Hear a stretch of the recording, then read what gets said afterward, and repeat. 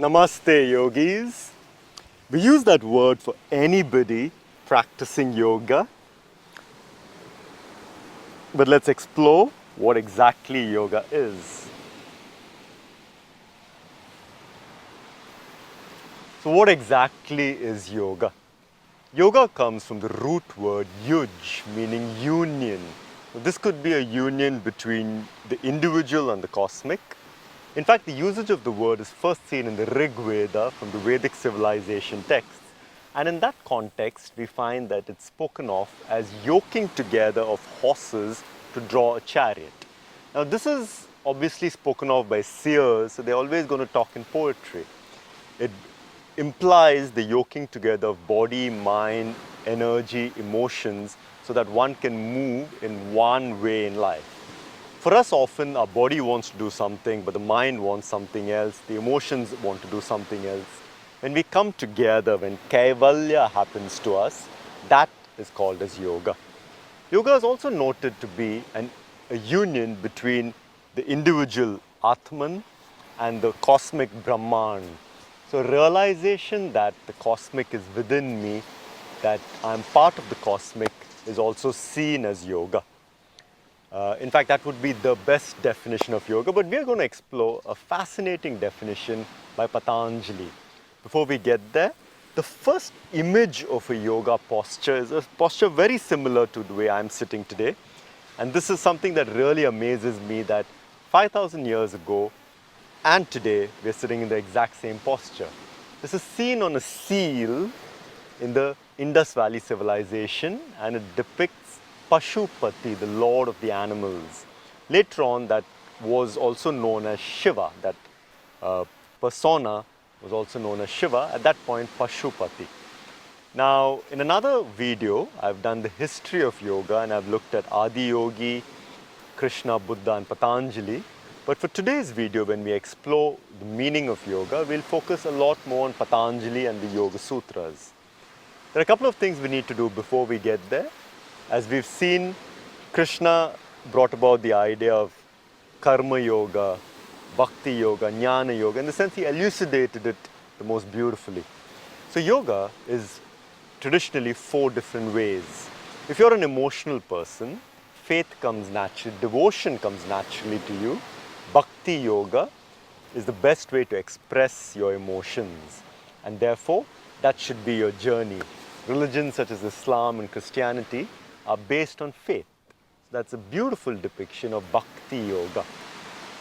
If you're a kind of person who's extremely intellectual, or rather inquiry based, and you're trying to search for the meaning of life, then Jnana yoga is your journey. Now, this is not just about intellect, this is about inquiry. Who am I? It is not about knowing a lot of information. Anybody can Google stuff today. That's not the idea. But do you base your life on an inquiry as to who am I? If you're a kind of person who is the first to help people now with the pandemic going on, if you're the kind of person who was, worried about how others are sort of living and trying to organize things for people and so on, if you're that kind of a person who likes to help and be of service, then karma yoga is your journey. Bhakti, Jnana, Karma Yoga. We are today going to be speaking predominantly about Raja Yoga. Raja Yoga, or the royal path, is most clearly defined by Patanjali. Patanjali lived about 400 years before the Common Era, about 100 years or so after the Buddha. So his philosophy is highly influenced by the Samkhya philosophy of Kapila, by Buddhism, Jainism, and the other relevant philosophies of the time. I'd just like to sort of make this mention before we get into detail. In the ancient Indian system, we have 6 traditional ways of thought, or 6 darshans. Now, it's fascinating because in Sanskrit, we don't have a word for philosophy, as we see it in the English context or the Greek context, to think about life. We don't have that equivalent in Sanskrit, because the idea was never to create a person who thinks about life, but to create a person who sees reality. So the word we use is darshan. Darshan means to see. And there are 6 traditional darshans. So that's why we use the word seer. A yogi is a seer. He's become a person who can see life, as opposed to have ideas about life. I hope that distinction is clear for you.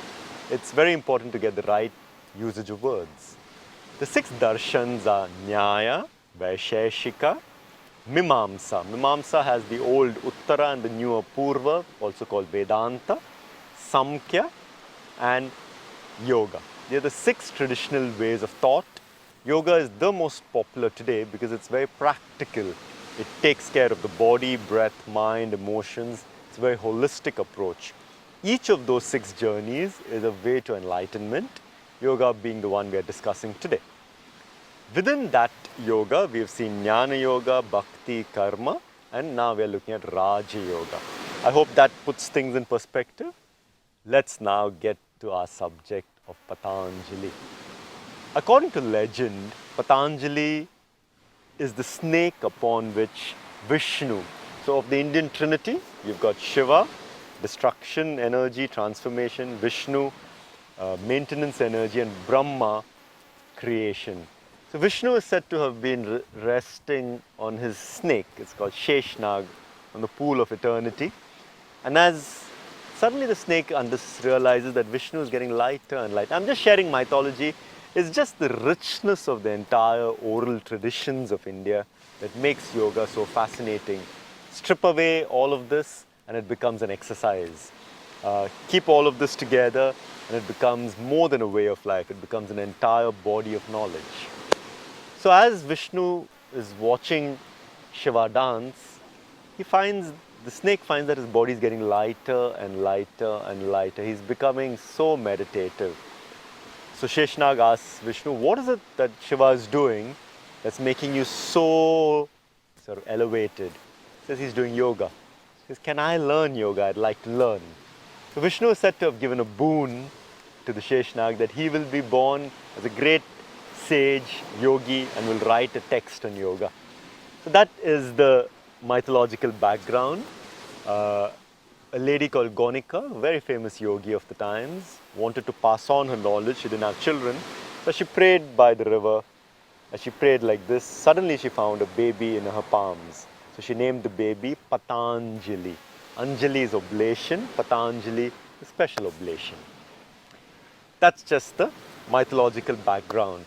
The person Patanjali now, of course, these are ancient times and these are oral traditions.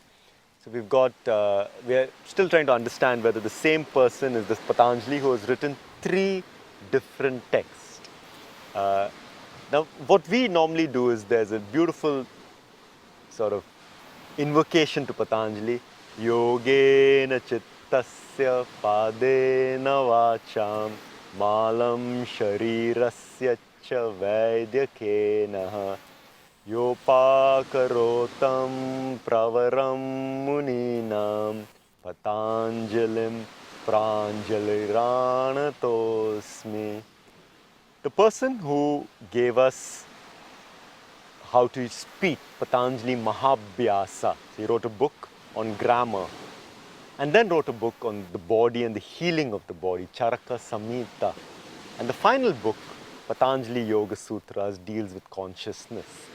So this is a great evolution for a human being to first get articulation right, then get the body healing, and then get into states of consciousness. The Patanjali Yoga Sutras, so sutra means thread. It's a literary tradition. I'm sure you've all come across the text Kama Sutra. Sutra is just a literary tradition. It means there's a train, a thread of thought, and you have beads on that thread. So each exposition about yoga, we call it an aphorism, continues a train of thought. Instructions on yoga. What is yoga? What happens if you do yoga? What happens if you don't do yoga? What are the modifications of the mind? Like that. It's a train of thought, so it's a thread. You remember in those times, there was no writing, which meant that he had to give these 196 sutras or aphorisms to his student. It had to be an oral tradition. So even we learnt like that. Yoga, CHITTA, VRITTI, NIRODHAH, Tadadrastuha, Swarupe, Avasthanam. So you memorize. Now, thanks to that, it's come down. Can you imagine for 2,500 years, not a single syllable has changed. That is the extent, that's the clarity with which he put forth and also the dedication of the students who learnt and transmitted it like that. So today we're going to explore his definition of yoga. The first sutra says, Atha Yoga Anushasanam. Now instructions on yoga, now the discipline of yoga. Which means that his students were living with him, studying with him, practicing yoga already, and now they were ready for understanding the instructions in yoga. In the second sutra, the book itself is divided into 4 chapters. Now we are looking at the first chapter, second sutra. The first chapter is called Samadhi Pada. Samadhi, he'll describe later what it is. It's a dissolution of sense of self. It's what you train for. It's at the end of what we are trying to accomplish as a process. The second is Sadhana Pada. Sadhana is the Indian word for spiritual practice. This could be your yoga practice. If you're a musician and music is your spiritual practice, that's also called sadhana. The third is Vibhuti Pada, where he speaks about the powers that a yogi gets. He describes about 18 powers or siddhis that a yogi can get. But he's very clear to say that these are distractions on the journey. You go beyond them also. And the last one is Kaivalya Pada. Kaivalya is oneness. So the goal of yoga in Patanjali's Raja Yoga tradition is to reach a state of oneness. Now we might experience this every now and then, little bit of times. You're sitting by a beach, watching a sunset. There's nowhere else you want to be in life but there. You're completely at one. Your body, mind, emotions are one. Generally, that's not the case in our lives. We are either in the past or future or somewhere else. So we'll understand how he puts a process to get there. The second sutra is the most important aspect to be understood if you're interested in yoga. Yogas, Chitta, Vritti, NIRODHAH. It requires 4 words. And if you're talking already about yoga, 3 words. Chitta, Vritti, NIRODHAH to define yoga. Now this is the mastery of the man. You and me can be talking for hours together and we may not still get to what yoga really means. His mastery of his subject over decades of his life, training and training and training, his understanding is so succinct that in 3 words he can define the whole gamut of yoga. Chitta is consciousness.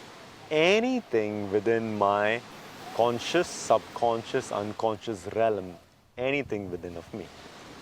Vritti is patterns. Generally there are patterns, we call it modifications of patterns. Nirodha, cessation. When the patterns of my consciousness come to cessation, then I am in yoga. Now, let's spend a little bit of time for the next 10 minutes trying to understand what that means. In today's times, the power of now, to be right here, right now, is so ubiquitous that we almost treat it like a pop culture phenomenon. Come on, let's be right here, right now. Is it possible? In my opinion, very rarely. There may be some moments in a day where you're alive, but when you try to be alive, when you try to be present, it never really works. Patanjali has laid out an entire process, yama, niyam, asan, pranayam, pratyahar, dharan, dhyan, samadhi, just so that you can be here. Often you're watching a sunset, but even that glorious view isn't enough to keep you there. You're thinking, how can I see it the next time? Where can I go? Who could have been with me? So many different things. So what is the meaning of yogas?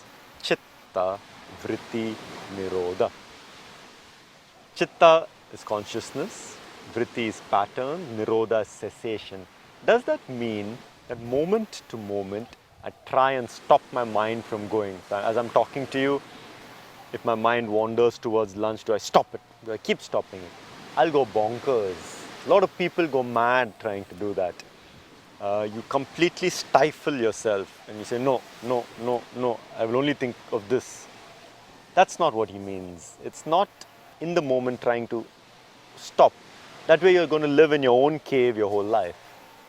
What he implies here is that you have understood all the instincts, all the patterns, the samskaras, impressions.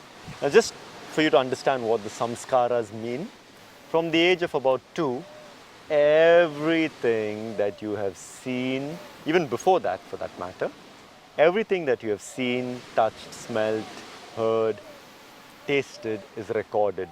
Now, of course, we have selective memory, otherwise we won't be functional, but it's all there within us. So all these samskaras are there within us. When you come to that stage where you have understood and made peace with all these samskaras, then you've understood your patterns, then they cease. Let's get a little bit more personal, let's get a little bit more example based. Suppose, for example, I had a girlfriend in my college days, say her name was Priya, and she had a short haircut. Now, we were together in college, then she left me and she got married to somebody else. I was heartbroken. I'm just giving an example. I've chosen the example of a relationship because that is the most stressful thing in our generation, more or less. So life goes on. I go on with my work. Whenever I go and watch a movie where an actress has the same haircut or is called Priya, it starts to irritate me. Because I've not made peace with that whole experience of having been left. Now this happens once, twice. I'm sitting calmly someday. Suddenly I remember her and boom, I'm getting stressed. I cannot be truly at peace because this is playing in my mind all the time. But this goes on for years together. I try to sit in meditation, boom. I busy myself during the day, but there are moments in the day where I'm calm and I continuously, whenever I'm reminded, it agitates me, my nervous system goes into shock. However, there will come a day, someday, where I'm sitting calm, either in meditation or just calmly somewhere. And I can remember Priya, I can remember how she looks, I can remember our conversations, but I am at peace. That day, I have dealt with that samskara. I've understood that pattern. I've made peace with that pattern. It's played out in my mind, but my nervous system has been relaxed through the process. Like this, there are millions and millions of samskaras within us. Once this has happened, I can then go meet Priya and I can meet her husband, I can meet her children, no problem, because it's been dealt with. Till that point, it was a raw wound for me. Like this, I need to understand all the patterns within of me. That's why when we start to do meditation, for the first 1 or 2 years are the most difficult. Because generally we busy ourselves through the day. Now that we are sitting still, we can see all the rubbish that we've accumulated, the ways in which we operate, and we can see all of it. And it's not very pleasant. But we're not here to do something pleasant. We're here to do something real. And over a course of time, we've become comfortable with everything that we have done, with everything that has happened to us, with every thought, with every aspect of me. People go through life without self-love. They go through life without liking their body. They go through life without liking their mind. They go through life blaming others. When you come to a state where you can accept yourself the way you are and then keep growing, at that point, you have come to a state where you have understood your patterns. I know why I get agitated when I see somebody with that haircut. Now, can you imagine how many people I've been antagonistic to because they are called Priya or they have that haircut? Because I have not dealt with my samskara. I don't even know this new person, but because she has this name, it brings back memories. When I have settled all my samskaras, I can meet this new person who's called Priya, and I can learn or understand who she is, which means that now I am in the present moment. Yeah? For me to be in the present moment, I need to have understood all my patterns of the past. This is the beauty of Patanjali's definition. Yogas, CHITTA, VRITTI, NIRODHAH. Those patterns have ceased, and therefore now I am present. I'm truly present. I hope you're able to sort of understand the whole thing like that and make sense of what I've been sharing. This is very important. The question then arises, how does this have anything to do with a down dog? Yeah. Well, the process of yoga begins from the physical, mental, emotional, energetic. Yoga is such a beautiful system that it understands that if I have to be in a state of focus and my back is hurting me, I better sort out my back first and then come and sit. So yoga takes care of this entire process of body, mind, energy, and that's why it's such a successful modality today. Once again, the definition of what is yoga: yogas, chitta, vritti, nirodha, the cessation of patterns of consciousness. There are many ways in which Patanjali explains how you can do it, but once you start to see your patterns, the example we like to give is like a lake. Somebody threw a stone at me, told me something 20 years ago. The stone went in the lake, ripples formed, the stone's gone down that day itself. But the ripples are still playing out in my mind 20 years later. A yogi's mind is like a lake placid. Boom, you throw the stone, there's a response if need be, else it's done. There are no ripples forever. It's done. For us, the ripples go on. The vrittis, the patterns, they go on and on and on. When those cease, we have a yogi's mind, or we are in yoga. Yeah? You will find that you have a lot of patterns, just like the body feels hungry every 6 hours or 4 hours. You'll find that the mind feels jealous every 6 days, something like that, or feels insecure every 3 days. So once you start to note mentally and journal these patterns, you will start to see there's a distance between you. Like if you know that, okay, my body feels hungry every 6 hours, let me give it food. You're beginning to make out there's a certain distance between you and your body. I'm not hungry, my body is hungry. It's just a usage of words, but it's very important. Similarly, if you're able to see that the mind gets jealous every 6 days, they develop some distance between you and the mind. This distance is very important so that you train to become a witness, sakshi. That's a lot of explanation about yoga, but I'll just finish off by saying yogas, chitta, vritti, nirodha, cessation of patterns of consciousness. The next 2 sutras are fascinating because the question arises, what happens if you do yoga? Tada drastuha swarupe avasthanam. Then the seer is established in his true self. Yeah? Currently I identify with any and everything my mind tells me, but when I do yoga, I get established in my true self. If I don't do yoga, what happens? Vritti sarupyam itaratra. You identify with every modification of the mind.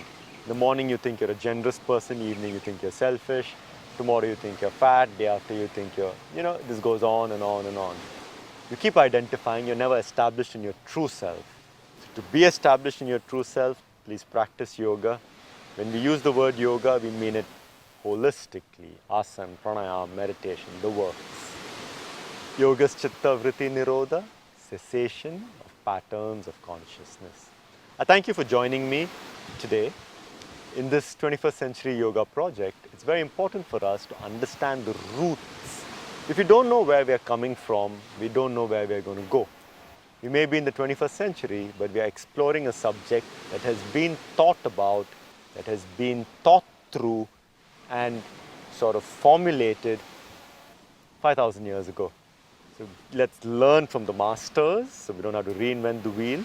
But once we've learned from them, let's explore the validity of those statements in our own life, where the yogas, chitta, vritti, nirodha applies to us today in our life, and how we can then add to the science itself. Namaste.